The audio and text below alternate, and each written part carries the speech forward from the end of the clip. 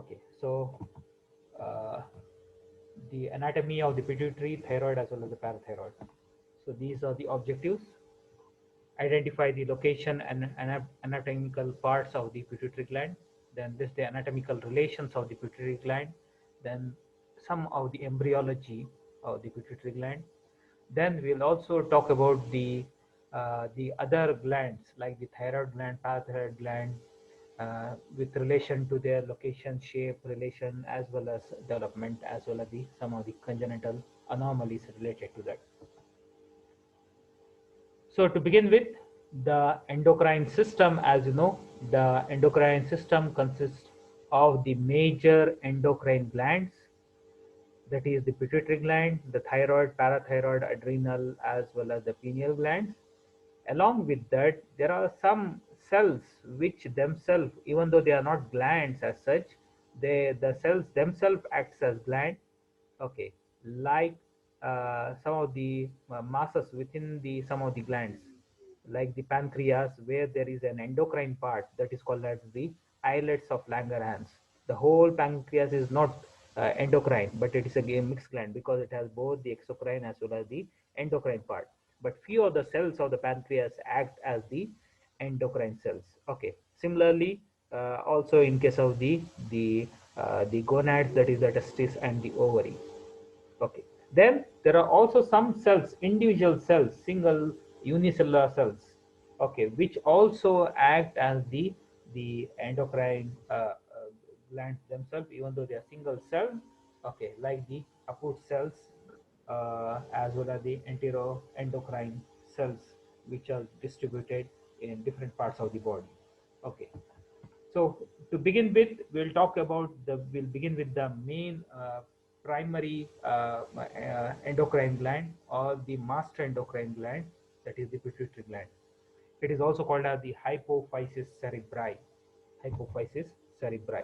So as you know, it is present below the brain, that is in the at the base of the brain. Here is the pituitary gland. It's a very small, tiny gland, but it plays a very important role. Okay, so it is a small oval shaped structure that is attached to the undersurface of the brain, that is the base of the brain, by an infundibulum. This funnel shaped extension from the brain, that is called as the infundibulum, which extends and it continues as the pituitary gland. Okay, so as I said, it will be located at the base of the brain, in a space called as the sallata shika. Okay, it is within the sphenoid bone, a small depression called as the sallata shika. Within that, there will be this gland is well protected. If we see the this pituitary gland, even though it is very small, but it plays a very important role and secretes many hormones.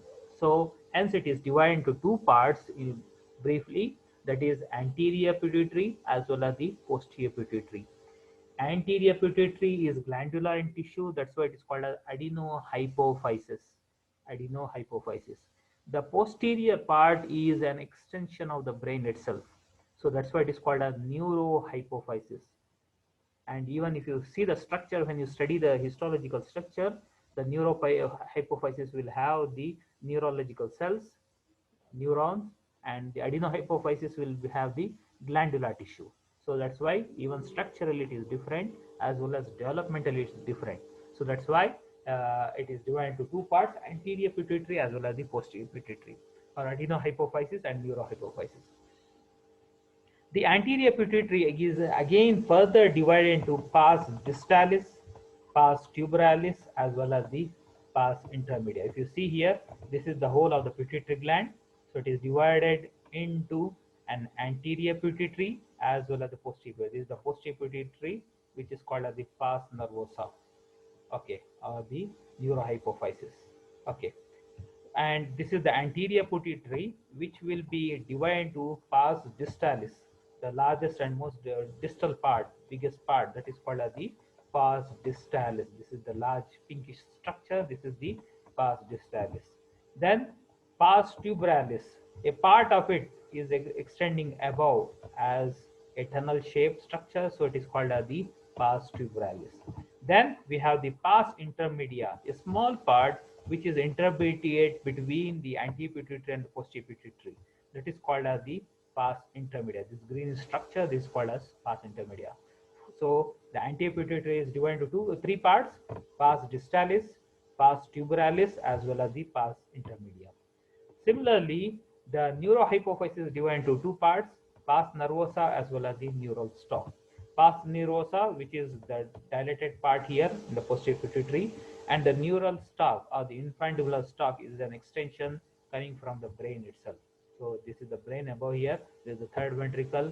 This is the optic chiasma, and it extends down here. This is as called as the infundibular stalk, or it is also called as the neural stalk, and the remaining part will be called as the pars nervosa. So the posterior pituitary is divided into two parts: infundibular stalk or neural stalk, and the pars nervosa. And the anterior pituitary is divided into pars distalis, which is the largest part, then pars tuberalis above, and the pars intermedia in between the anterior and posterior pituitary. So these are some of the parts of the pituitary. Okay. Now coming to the relations, some of the very important relations of this pituitary gland. If you want to operate on this pituitary gland, it is very difficult because it is close, very important structure, as well as I said, it is under the base of the brain. Okay, so approaching is very difficult. So we should know some of the important relations of this pituitary gland. Even when if there is any kind of tumor developing within this, then you should know which are the important structures it might affect when it has a tumorous mass within it. So coming to some of the important relations, anteriorly it is related to the sphenoid sinus, air sinus, sphenoidal air sinus. As you know, the frontal air sinus and maxillary air sinus. Similarly, within the sphenoid, this is the sphenoid bone. Within that, there is a air sinus. This is called as the sphenoidal air sinus. So it is just in front of the pituitary gland. Here is the pituitary gland. Just anterior, we can see the sphenoidal air sinus. Then posteriorly, there is something called as the dorsum sellae, as well as the basilar artery, as well as the pons. If you see here, so this is the pons. This is the brain stem. Brain stem, as you know, has the midbrain, pons, and medulla oblongata. So the pons is in posterior relation to the pituitary gland, as well as the basilar artery, one of the very important artery which is supplying the brain. Okay, it is also there, very close to this. Okay, then superiorly there is something, a thin membrane called as the diaphragm sellae. Diaphragm sellae. Okay, so which is just above that, it is a thin membrane. Inferiorly, the body of the sphenoid with its sphenoidal air sinus. Inferiorly, as you can see here, the sphenoidal air sinus not only is in the front, also below. Okay, inferiorly, as well as the whole of the sphenoid bone itself. Then laterally, we have very important structure called as the cavernous sinus and its contents. What is cavernous sinus? It is nothing but the largest venous sinus which is draining the brain. Okay, so if you see here, this is the pituitary gland, here is the brain. Okay, this is the base of the brain, and here beside this pituitary gland there is a large cavity filled with venous blood. This is called as the cavernous sinus. Okay, cavernous sinus is the large venous cavity where there is venous blood. Along with that, there are very important nerves around it. Very important nerves will be present around it. Okay, so also the internal carotid artery, a very important artery which is supplying the brain, is also there. Okay, so very important structures are surrounding this pituitary gland. Okay. Now coming to the blood supply. What is the blood supply of this pituitary gland? It is supplied by two important arteries called as the superior and inferior hypophyseal arteries. Hypophyseal artery again branches from the internal carotid artery.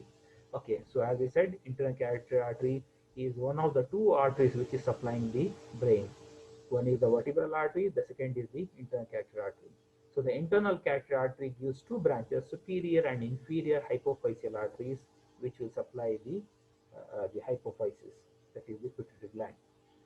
The venous drainage is into the intercavernous sinus. If you see here, these are the cavernous sinus, as I said before. Okay, so in between these two cavernous sinus are interconnected by something called as the intercavernous sinus. So there, even the venous drainage of the pituitary gland will take place. Now coming to the development, how this pituitary gland is so different, okay, anteriorly and posteriorly. This is because of the developmental difference. Okay, so development of the pituitary gland. The pituitary gland develops from two sources. One is the ectodermal diverticulum called as the Rathke's pouch, which grows superiorly from the roof of the stomatium. What is stomatium? It is nothing but the oral cavity, which is future oral cavity.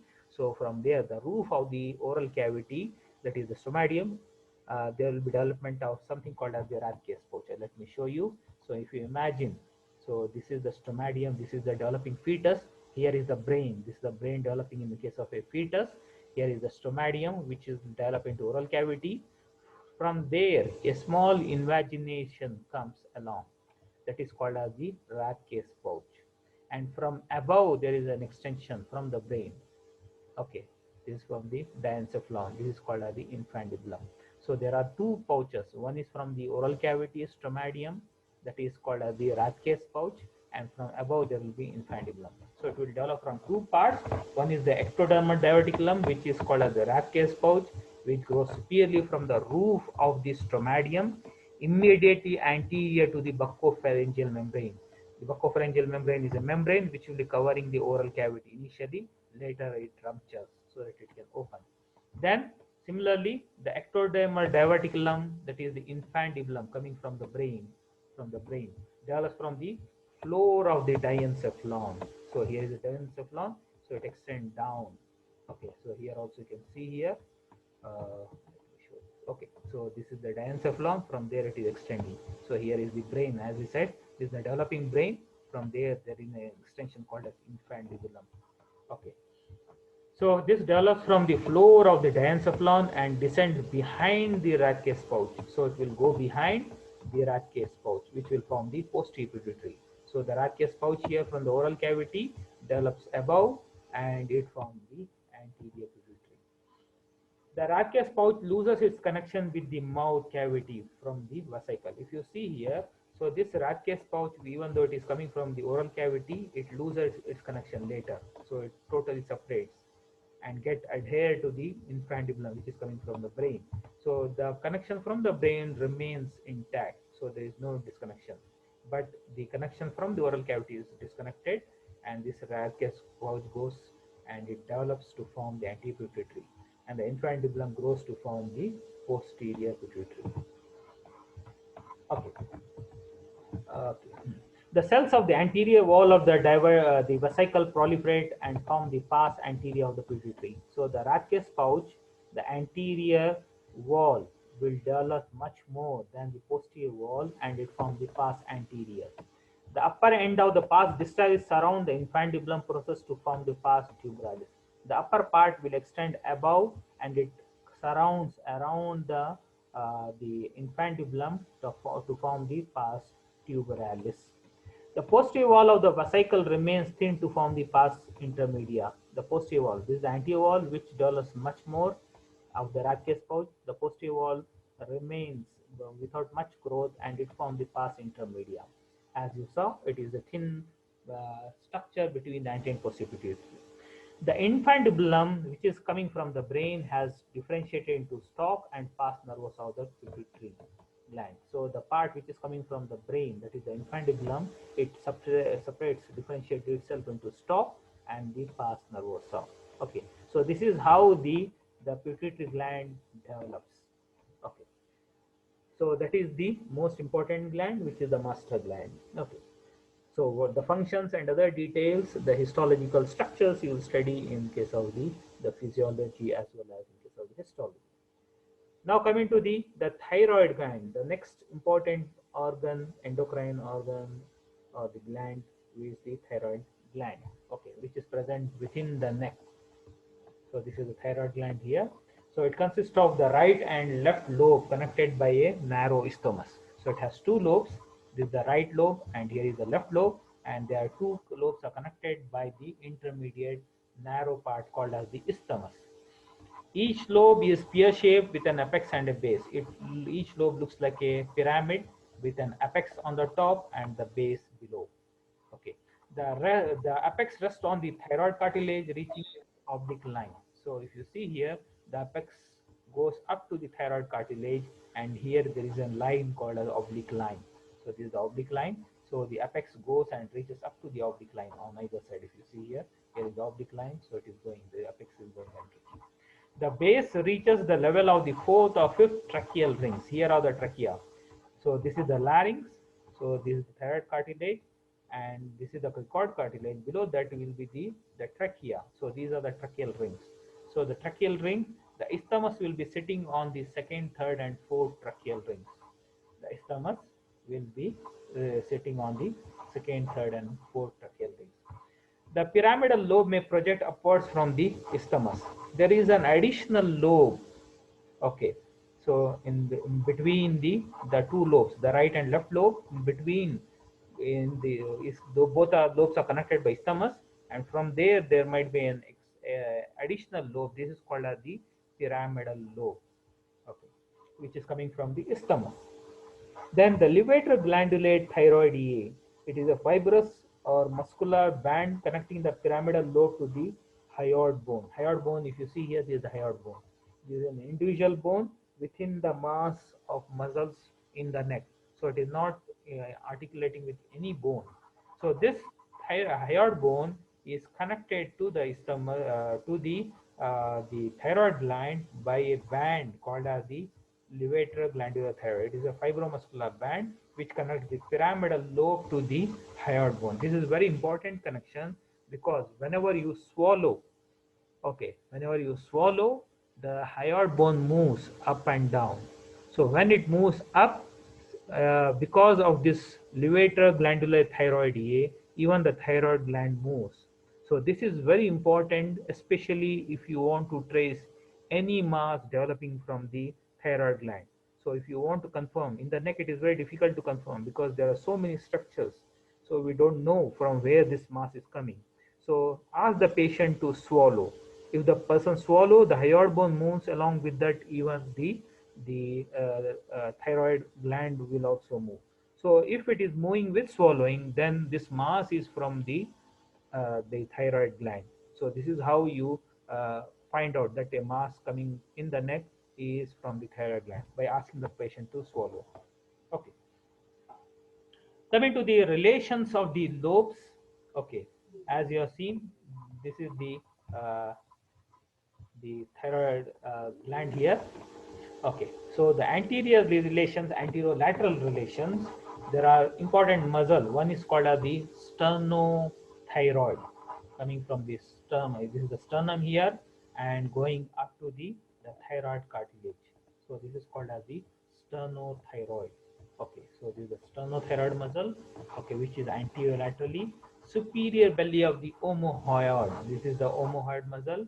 Superior belly is here, which is cut here. Here you can see this is the superior belly of the omohyoid. This is the inferior belly of omohyoid. So the superior belly of the omohyoid is in the anterolateral direction.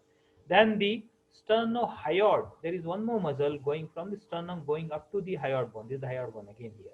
Okay, so sternothyroid. This is sternothyroid, sternohyoid, as well as the superior belly of the omohyoid, as well as the anterior border of the sternocleidomastoid. There is a very important muscle here called as the sternocleidomastoid muscle. Here it is cut. Okay, so you cannot appreciate here, but it will be present here.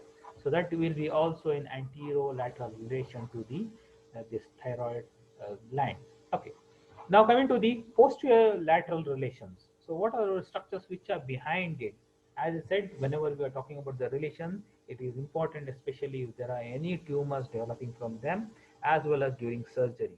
Okay, so if the tumors are there, they might be compressing on the structures, and if you are doing surgery, you should be very careful. So what are the structures which are posterolaterally present uh, behind the thyroid gland? So very important structures are there. One is the carotid sheath. Carotid sheath is a sheath covering the some of the very important structure. Within the carotid sheath, there is the common carotid artery. This is the common carotid artery. Then the internal jugular vein. This is the internal jugular vein, as well as the vagus nerve. Very important structures are present, passing from the head and neck into the thorax, or from the thorax into the head and neck. Okay, So these are together in a sheath called as a covering called as carotid sheath, containing the common carotid artery, a very important artery supplying the head and neck and the brain. Then the internal jugular vein, which is the main vein draining the head and neck, and the vagus nerve, a very important cranial nerve. So all these structures are behind the thyroid gland. So you should be very careful if you are doing any kind of surgeries on the thyroid gland. Now here, this is the cut section of the neck, so that you can appreciate the carotid sheath. So here, if you see here, this is the thyroid gland. Seen, this is the cross section of the neck. So there is the thyroid gland.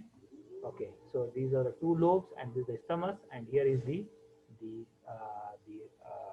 thyroid, the trachea with the tracheal rings here, and behind that is the esophagus.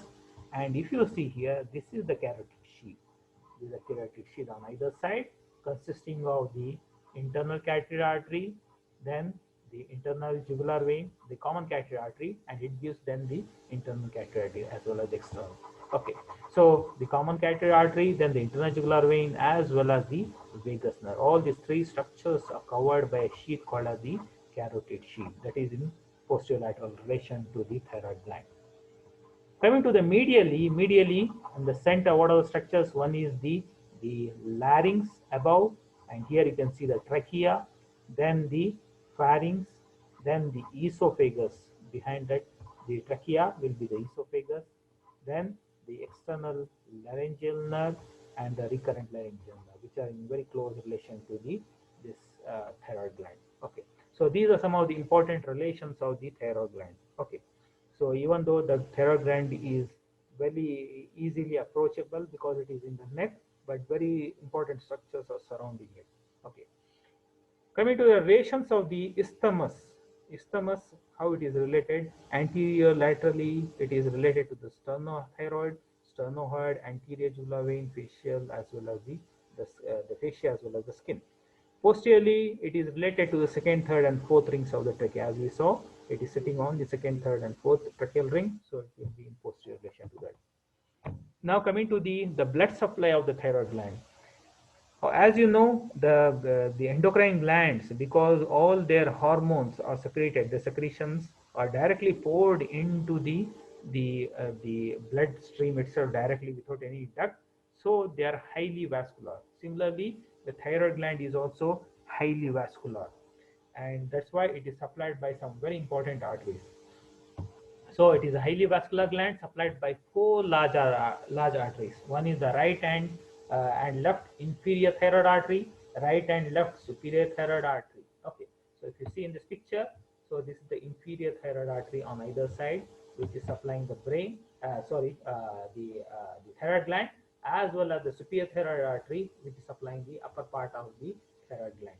So there are two arteries, superior and inferior, right as well as left side, which are supplying the thyroid gland.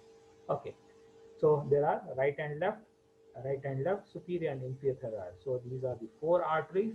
Along with that, there are other arteries. The arteries anastomose with one another over the surface of the gland. So if you see here, this is a right superior thyroid artery communicating with the left. Okay, so it is anastomosing. Similarly, inferior thyroid arteries will communicate with each other. So they form an anastomosis over the thyroid gland, and this becomes highly vascular. Okay, the thyroid, there might be an additional artery, okay, which is called as the thyroidea intima artery, okay, which is a direct branch from the aorta. Here is the aorta, arch of aorta, so it's the direct branch. Apart from these four arteries, superior and inferior thyroid arteries, right and left, there might be an additional artery coming directly from the aorta, so that is called as the thyroidea intima artery. Okay, so these are the four, plus sometimes there is an additional fifth artery.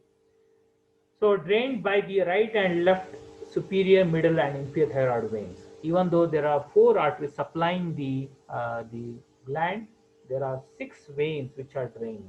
Okay, which are those? Superior thyroid vein, middle thyroid vein, as well as inferior thyroid vein. Similarly, on the other side, superior, middle, as well as inferior thyroid vein. So there are three veins. 3 plus 3 is that becomes 6. 3 pairs or 6 veins, and 2 pairs or 4 arteries which are supplying the whole of the thyroid gland. So it is highly vascular. So doing surgery, sometimes becomes very complicated sometimes because of severe bleeding. Even the patient might die if the arteries are not blocked and the veins are not properly tied up. Coming to the lymphatic drainage, it drains directly into all the structures which are there in the neck, will drain into deep cervical, including the thyroid gland itself. Nerve supply will be by the superior, middle, as well as inferior cervical sympathetic ganglion. There are three ganglions within the neck: superior, middle, as well as inferior. All these three sympathetic ganglion will supply the thyroid gland. Now coming to the applied aspects, as I said, the surgery becomes very much complicated because of the bleeding. Along with that, it can also damage some of the important nerves which are very close to this gland. So you should know some of the important relations here, some of the important nerve relations. So how they are related. Now we'll see. The two main arteries supplying the thyroid gland are closely related to important nerves that can be damaged during the thyroidectomy operation. Thyroidectomy, where the thyroid gland is removed. Okay.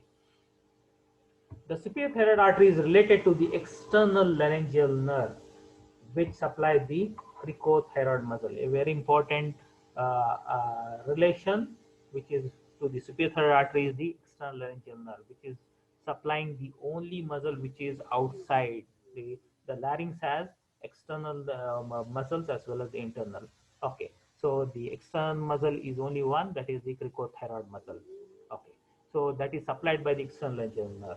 So if you are not careful, then it is possible that the surgeon can damage the external laryngeal nerve when he is blocking the superior thyroid artery. Similarly, the terminal branches of the inferior thyroid artery are related to recurrent laryngeal nerve. Okay, recurrent laryngeal nerve. So when the inferior thyroid artery is being blocked, so you should be very careful about the recurrent laryngeal nerve. What will happen? Damage to the external laryngeal nerve results in inability to tense the focal folds and there is hoarseness of voice. So external laryngeal nerve, if it is damaged, it is in close relation to thyroid, superior thyroid, it can lead to hoarseness of voice. The bilateral complete section of the recurrent laryngeal nerve, which is in close relation to the inferior thyroid artery, can impair breathing and even loss of speech. Sometimes there might be total loss of speech. So even though the thyroid gland is very easily approachable in the neck, but because of this very close relation of very important structures, the surgeon should be extra careful when doing any kind of surgeries in the neck. The gland is surrounded by a sheath derived from the pretracheal layer of deep cervical fascia. The sheath attaches the gland to the larynx and trachea. This explains why the thyroid glands follow the movement of the larynx in swallowing. As I said, it is connected to the not only to the hyoid bone but also to the trachea and the larynx because it is covered by a sheath that is called as the pretracheal layer. If you see here, this is the pretracheal fascia. Around the thyroid gland, there is pretracheal fascia, which is covering even the trachea as well as larynx as well as esophagus. Okay, so this is also very important because of which the thyroid gland moves when there is swallowing. So any pathological neck swelling that is part of the thyroid gland will move upwards when the patient is asked to swallow. As I said before, so because it is in very close relation to the fascia and the important structures, that is the larynx as well as the hyoid bone as well as the pharynx. So whenever there is swallowing, the thyroid gland also moves. So this is a very important diagnostic test which we do to check whether it is coming from the mass is coming from the thyroid gland or some other structures in the neck. Now coming to the development of the thyroid gland. Development of thyroid gland. It develops as an endodermal diverticulum from the middle of the floor of the pharynx between the tuberculum inferior and the copula. If you see here, this is the tongue. During the development of the tongue, in the middle of the anterior two-thirds and posterior one-third of the tongue, there is the thickening here. This is called as endodermal thickening. Okay, between the copula as well as the tuberculum inferior. Tuberculum inferior in the front and copula in the behind. So in between there is a thickening. So this thickening will descend downwards. Okay, it descend downwards all the way from the this endodermal thickening later form the foramen cecum, and this growth will descend downwards all the way up to the neck, and it grows into the thyroid gland. So the thyroid gland develops and then as an endodermal diverticulum in the middle of the floor of the pharynx between the tuberculum impar and the cupula, and then the diverticulum grows inferiorly. So as you can see here, it grows inferiorly in the midline of the front of the neck and is called as the thyroglossal duct. So if you see here, it descends as a duct called as the thyroglossal duct. As development continues, the duct elongates and its distal end becomes lobulated or bilobulated. So as you see here, it whole thing descends downwards up to the neck, and then it divides into two. Okay, then from there will be development of the bilobe structure. Okay, and then this thyroglossal duct totally disappears. So it remains as the thumb remnants. The duct becomes solid cord of cells, and as a result of epithelial proliferation, the bilobe terminal swelling expands to form the thyroid gland. As I said, the bilobe structure will proliferate and to form the two lobes of the thyroid gland. The thyroid gland now migrates inferiorly into the neck as it is developing initially in the mouth, then it descends all the way into the neck. This is very important because there might be developmental anomalies. Later we'll talk about that. By the seventh week, it reaches its final position in relation to the larynx and the trachea. So it reaches into the neck by the seventh week.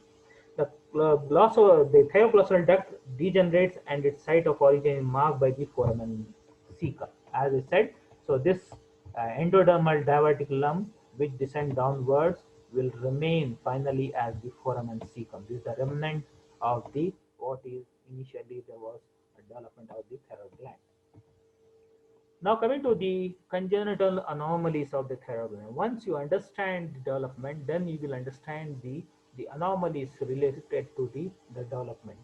One is incomplete descent of the thyroid gland. As you know, the thyroid gland is descending from the oral cavity into the neck. So you can see sometimes there might be this thyroid gland remains within the tongue. So this is called as the lingual thyroid. Here sometimes it remains. Sometimes it descends but incompletely. And sometimes it can be ectopic thyroid tissue. So it can go into some other regions and it can be remain as the thyroid gland. So that is called as the ectopic thyroid tissue. Then sometimes the persistent thyroglossal duct, as we saw, it develops and descends downwards and it extends as the thyroglossal duct. Okay, here as we saw, this is the thyroglossal duct, this one which has descended, and then it degenerates. Sometimes it remains patent, sometimes it might remain patent. Okay, so that is called as persistent thyroglossal duct. Sometimes instead of the whole duct, some of the it remains as cyst. Most of the part is degenerated, but some will remain as cyst. As you can see here, it can remain as cyst. Okay, so these are called as the thyroglossal cyst. Sometimes there might be an opening from the cyst. This is called as the thyroglossal sinus, where there is an opening, okay, outside. Okay. Then sometimes there might be agenesis of the thyroid. So sometimes there might be no development of the thyroid at all. Okay. So this is called as the agenesis of the thyroid gland. Finally, coming to the parathyroid gland, which is behind the thyroid, as the name indicates, para, so it is beside, or it is behind the thyroid gland. So this is the picture showing you the thyroid gland from behind. So when you see the thyroid gland from behind, you can see 4 nodular swellings within it. These are nothing but the parathyroid glands. So there are 4 ovoid bodies measuring about just 6 millimeters, very small structures which are just 6 millimeters long. They are closely related to the posterior border of the thyroid gland. So it is related to the posterior border. This is the posterior border of the thyroid gland on either side. So seen from behind because it is in the posterior. So we have to see it from behind. Posterior border of thyroid gland lying within the facial capsule. Within the facial capsule, it has a capsule within the tubule gland. The two superior parathyroid glands at the level of the middle of the posterior border. So the two superior parathyroid glands will be in the middle of the posterior border, and the two inferior thyroid glands will lie close to the inferior pole. So usually it will be near the inferior pole. Okay. The blood supply of the parathyroid is by the superior and inferior thyroid. Same arteries which are supplying the thyroid gland also supply the parathyroid. Similarly, the venous drainage is also similar. It is drained by the same veins which are draining the thyroid, that is the superior middle as well as inferior thyroid vein. Even the lymphatic drainage is similar. It is into deep cervical as well as the paratracheal lymph nodes. And the nerve supply is slightly similar. It is supplied by superior and middle, or sometimes only the superior and sometimes only the middle cervical sympathetic ganglion. There it is supplied by all the three sympathetic, superior, middle as well as inferior sympathetic ganglion for the thyroid. But for the parathyroid, because they are very small structures, they are supplied by superior and middle, or sometimes only superior and sometimes only middle cervical sympathetic ganglion. Okay. Coming to the final part, that is the development of the parathyroid gland. So it is very unique. It is quite different. Actually, these are developing from the fourth pharyngeal pouch. The two superior parathyroid develops from the fourth pharyngeal pouch. If you see here, pharyngeal arches and pouches, if you have studied, from where all the facial structures as well as the structures in the neck will develop. So this parathyroid will be developing from the fourth pharyngeal pouch. Okay, so do the fourth pharyngeal pouch from where the superior parathyroid. But the two inferior parathyroid develops from the third pharyngeal pouch from above. Okay, even though they are inferior, so they develop from the third pharyngeal pouch, then they descend downwards. So the two inferior parathyroid develops from the third pharyngeal pouch, the two superior develop from the fourth pharyngeal pouch. Okay. The thymus gland migrates from the neck to the thorax. So because the thymus is related to the third pharyngeal pouch, when it descends, it will also pull the inferior thyroid. Okay. Uh, so this will pull the even the glands which are the parathyroid glands which are developing from the third pouch. The parathyroid becomes attached to the back of the thyroid gland, so they will descend downwards and then they are attached to the posterior border of the thyroid gland. So this is the normal site of the parathyroid gland. So the two superior parathyroid develops from the fourth pharyngeal pouch, and the two inferior parathyroid develops from the third pharyngeal pouch along with the thymus. Okay. So this is all about the three important endocrine glands. One is the pituitary, then the thyroid, as well as the parathyroid, including their anatomy as well as the development. So if you have any questions regarding this, you can ask me now.